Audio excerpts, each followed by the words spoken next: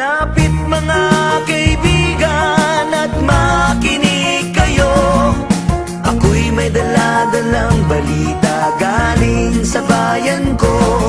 Nais kong ipamahagi ang mga kwento at mga pangyayaring nagaganap sa lupang pinangako.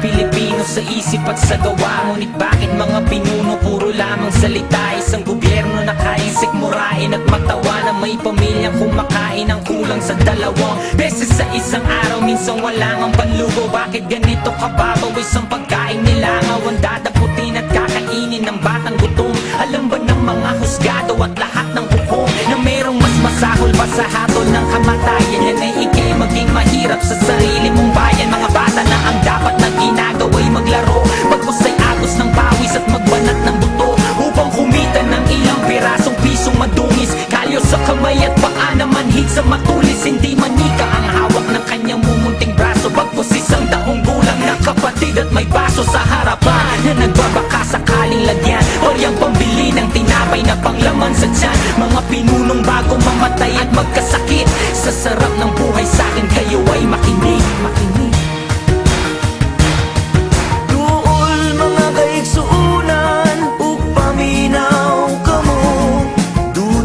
Dala nga mga balita gikan sa banwa ko.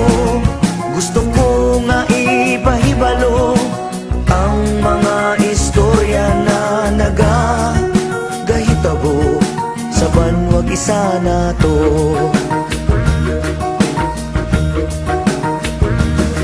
Mga bakal na dumudura ng apoy at ng tingga, tangan-tangan at balot ng kasuotang pandigma. Bakit di mapagtugma ang mayaman at tukha? Sa pananaw ang kapalit ay hapis at pagluluksa. Pare-parehong sundalo, Muslim o Kristiyano, ilan man ang masawi, di mo alam sinong panalo.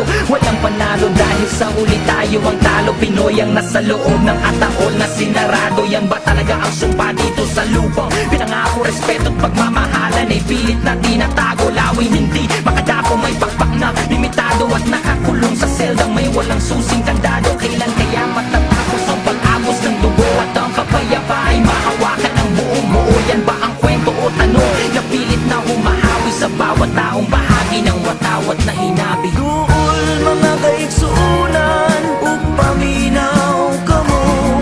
Duna ko'y dala nga mga balita gikan sa banwa ko. Gusto ko nga ipahibalo ang mga istorya na nagagahitabo sa banwag isa na to.